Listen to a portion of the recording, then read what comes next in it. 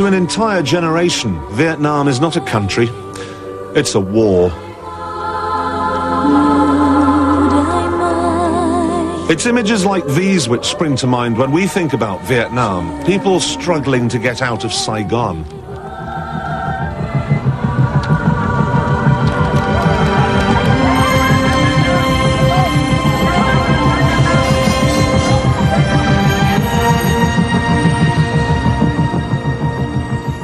Since the last US helicopter left, we've heard an awful lot about Vietnam from the Americans, but almost nothing at all from the country itself. The communists had won, and for 15 years the whole place just seemed to shut down. Today, it's opening up again.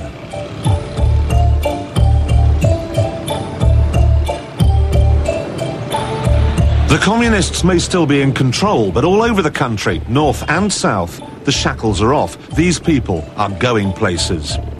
Everyone has learned to forgive and forget. Children may still play football under the watchful gaze of Lenin, but today, Marx mixes it with Murdoch. This is a place with an amazing past, but perhaps more importantly, it's a place with an amazing future. Before they sent the Americans packing, they'd inserted a very large rocket-shaped flea in the French's ear, and then the Russians upped and left. Now, when you've been exposed to three cultures as different and as varied as that, you would expect certain things. You'd expect them, for instance, to start opening restaurants in bus stations, which they do. You'd expect the food to be a right old hodgepodge, sort of nouvelle cuisine cabbage burgers every night. But on that one, you'd be wrong. The food here is a sensation. The cars they drive, however, are not. Let yourself go. America left Vietnam with a lot of scars. But at least in a panic to get out, they did leave some cars. In the countryside, the ox cart is still king of the road, but in town it's different. 300 years ago, this was a Chevrolet. The original American engine gave up the ghost a long time ago, but rather than simply scrap the car, it's been replaced with a diesel of indeterminate age and origin. I suspect it may have come out of some old air conditioning unit somewhere. Now, by Western standards, the transplant, it has to be said, is not a particularly successful one. But in Vietnam, the car still moves, and that's good enough. Because there's rather less power than the designer envisaged, the suspension has been replaced ingeniously with scaffolding poles. Sadly, the modifications don't stop there. You may have noticed that I'm a little cramped, but this is because the original four-seater layout has been modified somewhat so that it can accommodate up to 20. The only problem I've got is that to change gear, I have to lean out. I don't get my foot on the clutch, change gear, and shut the door again. Oh, I don't know if that's going to catch on.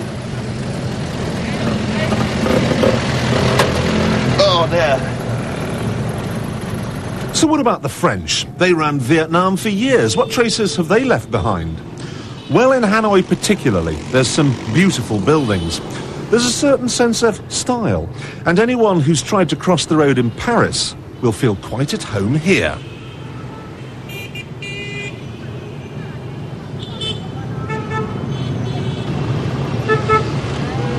There are also some old French cars.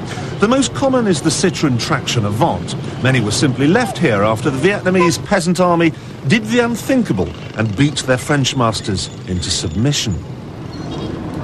Most have subsequently been converted into taxis, though there's only seating in here for 15. Phew. Hardly seems worth the bother of the conversion if you can only get 3 families inside.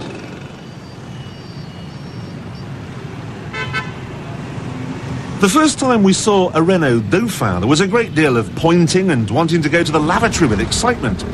But we were soon bored. They're everywhere, belching smoke and breaking wind. We were never bored, though, when we saw one of these.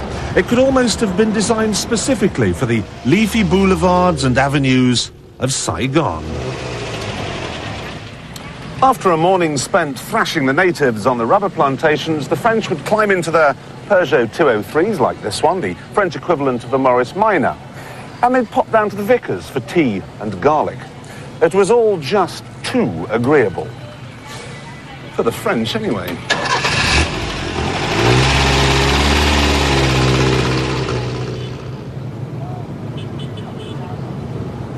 It's the perfect car, even today, for a really very lovely city. And it's not alone. There's a whisper out here that someone somewhere has an old Bugatti Royale tucked away in a barn.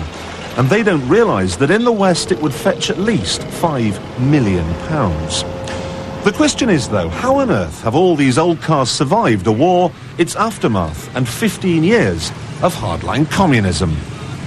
I guess they've been under the houses, in the garage, scattering across the countries, but mainly in Ho Chi Minh City and certain parts of central parts of Vietnam.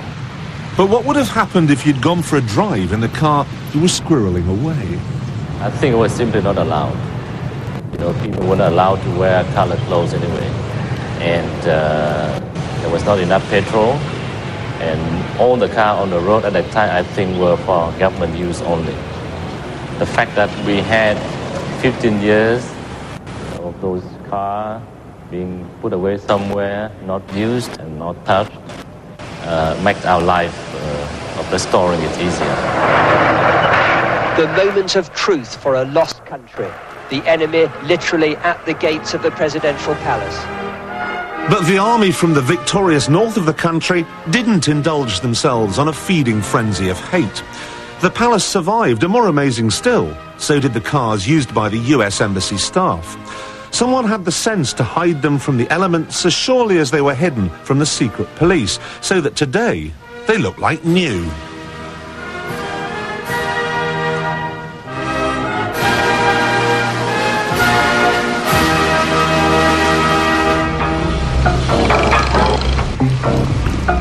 The Vietnamese are not, it seems, a wasteful people. They recycle everything. There are no scrapyards here. Nothing is ever simply thrown away.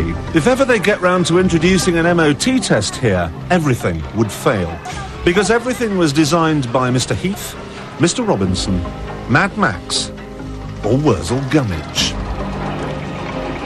If you have one engine, at night it powers your house. On market days it goes in your truck, and at all other times it slots in your tractor. And if you think the transport is primitive, just wait till you see the traffic laws. In Vietnam you can be an official, a government-appointed human indicator.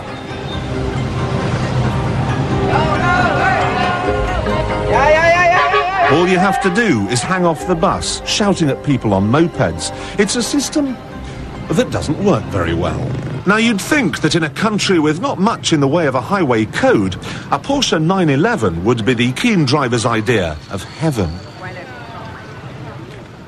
Until very recently, this was the only fast car in a country of 70 million people. It sounds like fun, but as Finnish expat Matti Nurmi explains, it isn't. Of course, it is not so usable. Yeah, you cannot use the top speed in the town itself because the traffic is really bad. But there is few places. Example, when you go to airport, there you can a little bit speed up. One-sided top speed to 65.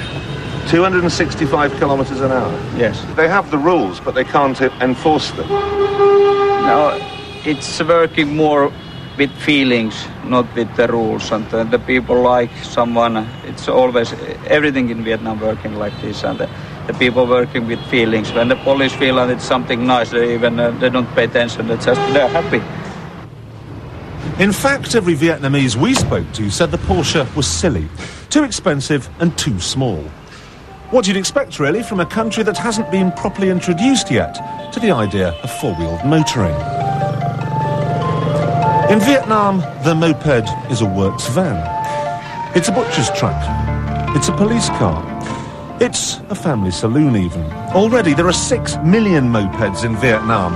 Except, let's be accurate. Let's at least get the name right. Out here, the moped is known as a Honda. Honda has the market completely sewn up. But not any old Honda will do. It has to be the dream. This is what all the young dudes want. If this was a company car park, this would be the boss's Jag. What they like is the electric start, the 100cc motor, and the fact it's got seating for 5. Admission time. I have never ridden a motorcycle of any description on the public road before.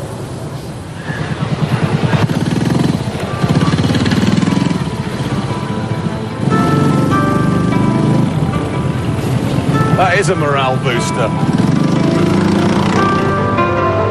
It's actually not too bad. Once I'd mastered the bike and discovered that you can ride on whichever side of the road takes your fancy, I became only mildly terrified. You need to remember that while traffic lights are only advisory here, people have paid £2,000 for their dreams, and they'll do anything they can to avoid a crash. They also avoid taking a test and wearing any form of protective clothing. The law says you have to wear a crash helmet, but the law also says that all bars and restaurants must close at 11:30. And I didn't get in last night till 4 a.m. Small wonder they call these people the Italians of Asia. You can buy lots of things at the side of the road, busts of Ho Chi Minh, dead dogs, you name it. But you see if you can find a petrol station.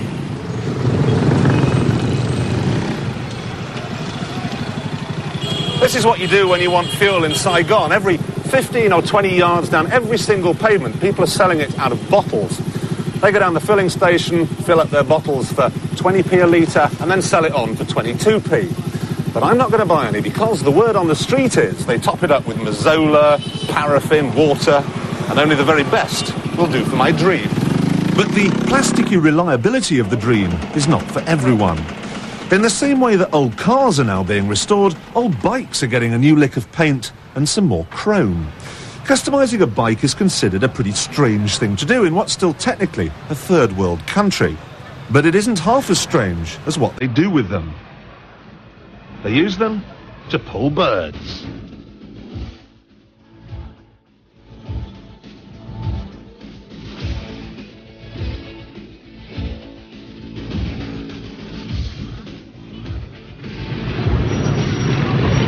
And then, on a Sunday night, everyone under the age of 20 gets onto their hogs and goes for a spin. It's a time for flirting, it's a time for having fun.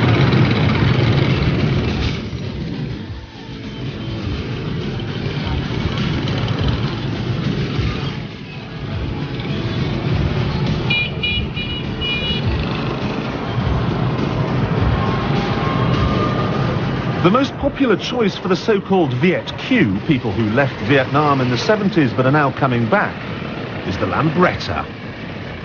It's different. Well, the first time I saw it, it looks different than any other bike. And I like different things. I don't like to be the same as the typical people here that I have here. Lambretta considered to be a poor people's bike. You know, it's for a lower class.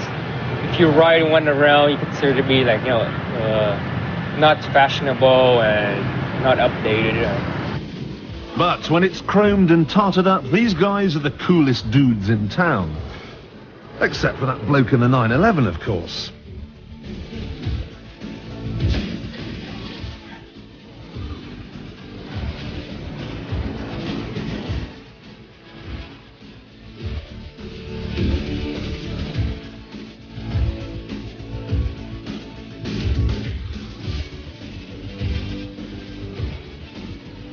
Mopeds are all very well, whether they're Hondas or Lambrettas, but for me, this, the Cyclo, is quite simply the best form of transport I have ever found anywhere in the world. It's elegance personified, and it must be said, quiet too. But for the engine, Dith Pram back there, it's not so good.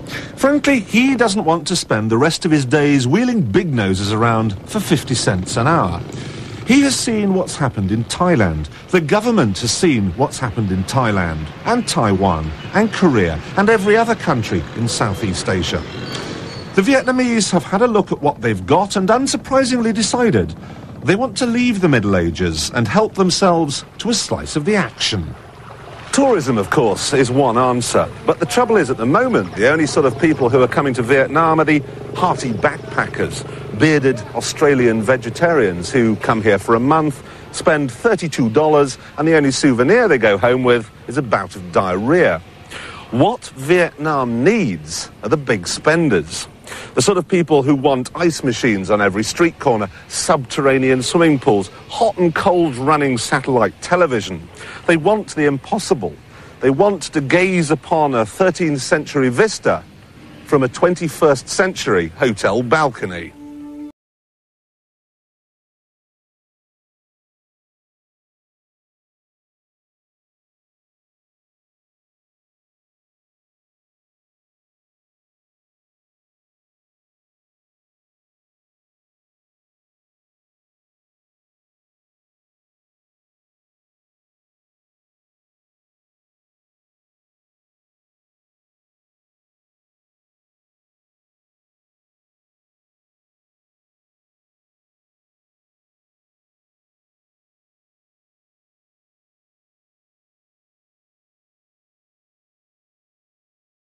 Before they get the tourists to come to what is a spectacular country, they need to ruin it.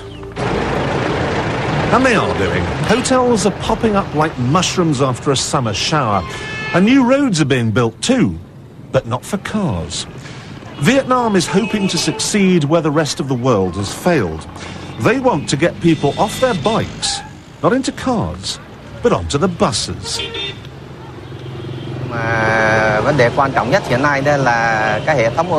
This is a very important duty assigned by the government to the Ministry of Transport and Communication.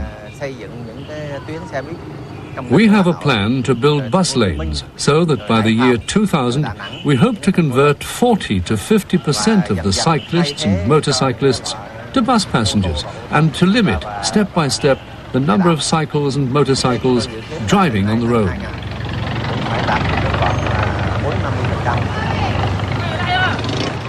Fat chance. When the jungle has been pulled down to make way for the inevitable roads, they'll need something to drive, and this is the first car factory. It demonstrates absolutely the Vietnamese fascination for recycling. Here they've worked out how to convert old beer and soda cans into helicopters, jets, and old trucks.